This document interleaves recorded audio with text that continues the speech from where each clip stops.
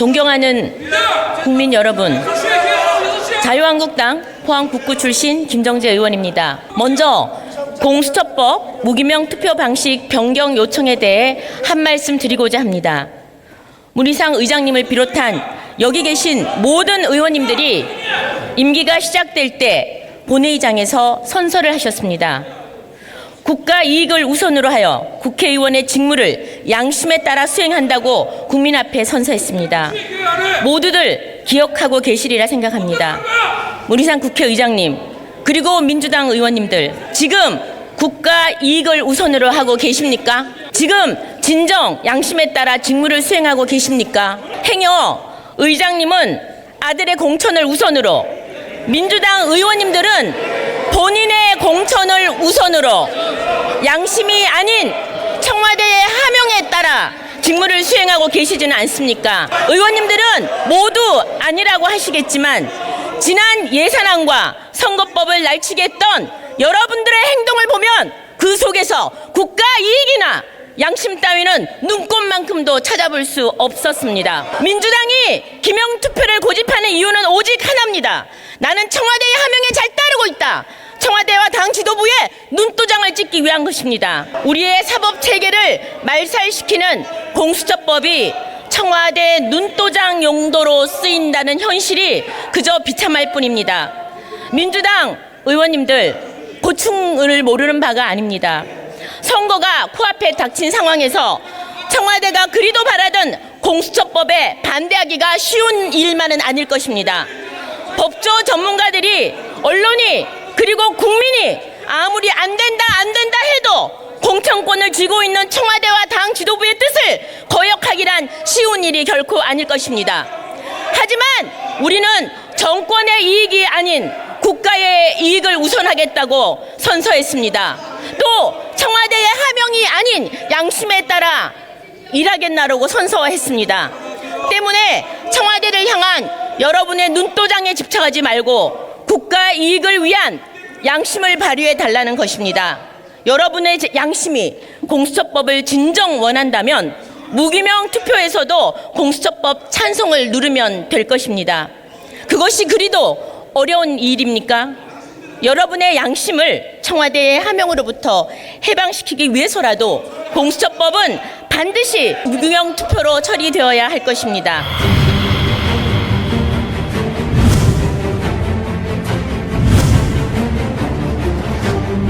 피청구인 대통령 박근혜를 파면한다. 새누리당의 분당이 내일이면 현실이 됩니다.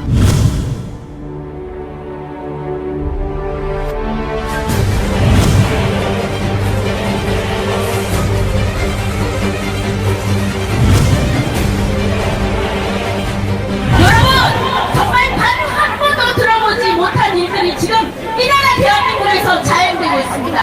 오늘 우리는 이 자리에 초권력형 비리로 드러난 문재인 정권의 민낯을 국민 여러분께 낱낱이 소상히 알리고자 모였습니다. 여러분, 자유한국당 준비됐습니까? 그들의 잘못을 우리가 눈 감아줄 수 있습니까? 서울 광화문 일대가 태극기와 성조기 물결로 가득 찼습니다.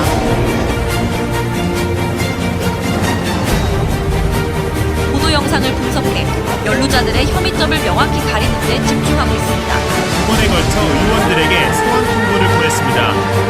지난달 27일 자유한국당 여상규 의원 등 4명이 첫 번째 소환 통보 대상이었습니다.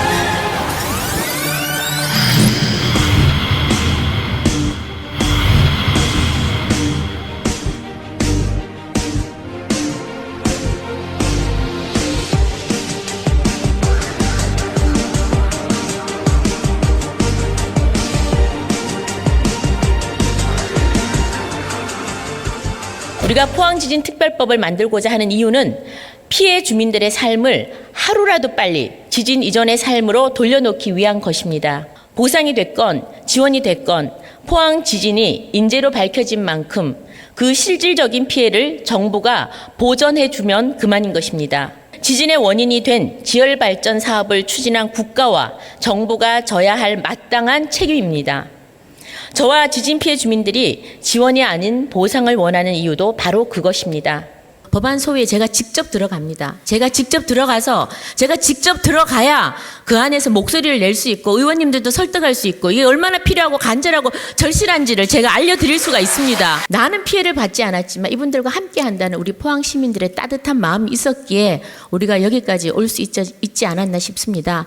제가 그 마음을 생각하면 잠시도 쉴 수가 없습니다. 잠시도 마음을 놓을 수가 없습니다. 그래서 여러분들께서 함께 해주셔서 너무너무 감사하고, 그런데 그 지진이 지열 발전으로 인한 지진이라는 겁니다. 인재라는 거예요. 인재면 누군가가 책임을 져야 될 거 아닙니까?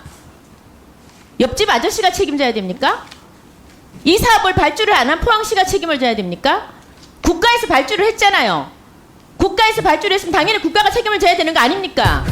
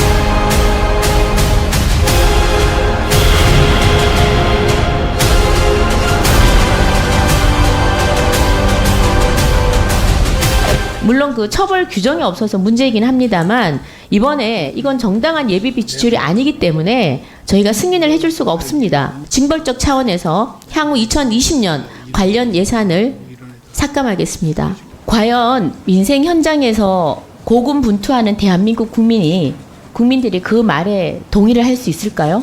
제로페이의 설문조사를 해보니까 10곳 중에 9곳이 일주일에 주 1회 이하로 사용한답니다. 굉장히 저조한 실적입니다. 플러스 뭐가 더 힘드냐? 사실은 소득 주도 성장으로 인해서 그 최저임금 갑자기 올리고 이런 것 때문에 더 힘들어하지 않습니까? 이건 우리가 부인할 수 없는 사실입니다. 이런 소위 말해 장사 아닙니까? 소상공인들. 자기 의지가 있어야 되는 거. 하고 싶은 사람한테 지원을 해줘야 되는 겁니다. 청년이라고 해서 무조건 이거 인위적인 지원은 저는 한계가 있지 않을까 싶어요. 한참 성장할 단계인데 이렇게 특정 정치 이념을 주입한다는 거. 우리 정치 놀이개가 아니다. 소위 말하면 교단에서 정치 편향적인 교육 주입시키는 거 더 이상 못 참겠다고 애들이 일어났습니다. 자, 이런 교육 현장에서 학생들의 인권이 짓밟혔다고 생각하십니까?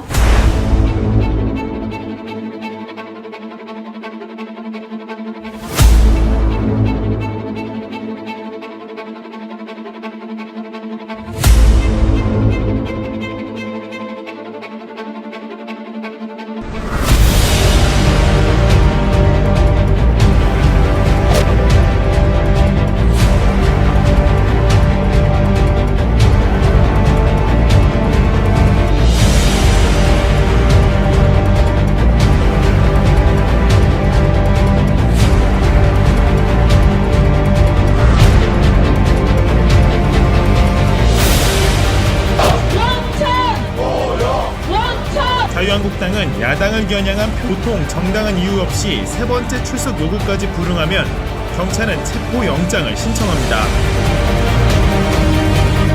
검찰개혁은 국회의 결단과 검찰 스스로의 노력에 달린 것임을 명심하시기 바랍니다. 검찰을 대통령을 소나기에 놓겠다는 공수처 설치는 검찰개혁의 꽃도 본질도 될 수 없습니다. 뭐가 그렇게 비겁하십니까? 왜 그렇게 떳떳하지 못하십니까? 홍남기 부총리는 지난 예산안 날치기의 주역이자 행동대장이었습니다. 정치적 중립의무가 있는 기재부 공무원들을 동원해 특정 정파를 위한 수정안을 작성하는 데 앞장섰습니다. 헌법 제7조 공무원의 정치적 중립 의무를 위반했고 형법 제123조 직권 남용죄에 해당됩니다. 명백한 탄핵 대상입니다. 그런 홍남기 부총리 탄핵 소추안의 표결을 피하기 위해 지난 26일 본회의를 고의적으로 열지 않았습니다. 27일 밤 늦게서야 도둑 본회의를 열었습니다. 오늘도 제 시간을 훌쩍 넘긴 저녁 6시 이후에 본회의를 열고 있습니다. 이게 뭐하는 짓입니까? 국민 보기에 부끄럽지도 않습니까? 가족과 같은 특수 관계에 있는 회사에 일감 몰아주기가 주로 편법 승계로 횡행되고 있습니다. 다 아실 겁니다. 이게 과연 공정한 사회일까요? 소위 말하면 선량하게 공부하는 학생들을 서럽게 만드는 거예요. 네, 누구는 한 단계 땀 흘려가지고 열심히 일하면서 올라가는데 부모 덕에, 부모 잘 맞는 덕에 스펙 쌓고 그냥 가는 거 아닙니까? 대학까지. 대통령 닮아가십니까? 왜 그러세요? 아니 대통령에 대해서는 한마디도 못합니까? 그 대통령에 대해서는 그렇게 한마디도 못합니까? 함부로 말씀하시는 거 아닙니다. 함부로 말하다니요. 아니 대통령에 대해서 무슨 함부로 말한 게 있었습니까? 뭐 대통령이 무슨 지고지순한 그런 위치에 있는 건 아니지 않습니까? 마음대로 안건 다 올리고 자기들 본인들 원하는 것만 예산 부수 법안 그 불법으로 사실 해서는 안 되는 건데 그거 올리고 선거법 올리고 공수처법 올리고 유치원 3법 올리고 자기들 입맛대로 맞는 것만 다 올리겠다는 거 아닙니까? 야당을 완전 무시해요.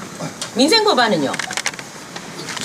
제1야당 목소리 들어주셔야 됩니다. 국회 존재 이유입니다. 문 열어주세요. 문 여세요. 문 의장님 문 여세요. 행정부는 문 대통령의 마음대로, 입법부는 문 이상의 마음대로. 포항 지진 인재로 포항 지진 당한 사람들 아직도 바깥에서 벌벌 떨고 있습니다. 민생법을 올려주세요.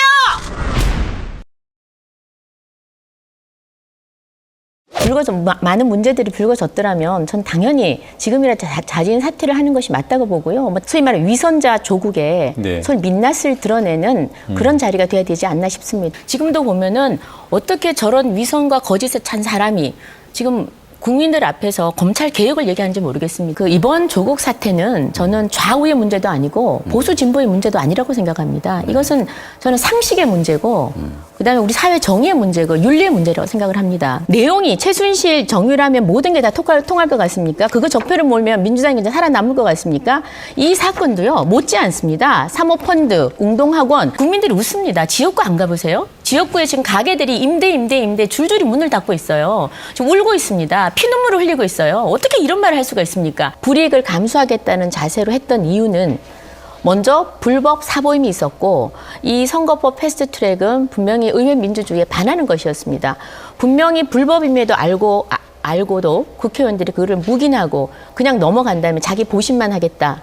일 개인만 나만 괜찮으면 되겠지 하고 넘어가면은 그건 저는 야당 의원으로서 직무를 정말 유기한다고 생각을 합니다. 그래서 이 선거법은 우리가 반드시 막아내야 되고 또 앞으로 또 공수처법 얘기도 하겠지만 이것도 대통령의 자기가 마음대로 움직이는 검찰 하나 더 만들겠다는 거 아닙니까? 네. 그런데 이거를 뻔히 두 눈 뜨고 야당이 그냥 보고 있으란 말입니까? 당연히 저항을 해야 되고요. 설사 어떤 불이익이 온다 할지라도 해야 되는 겁니다. 개혁이라는 것은 과거에 잘못된 것을 바꾸는 아주 좋은 단어입니다. 네. 그런데 선거법이라든지 공수처법을 개혁 입법이라고 정의 내리는 것은 지극히 언론에서 또는 특정인들이 그렇게 내리는 겁니다.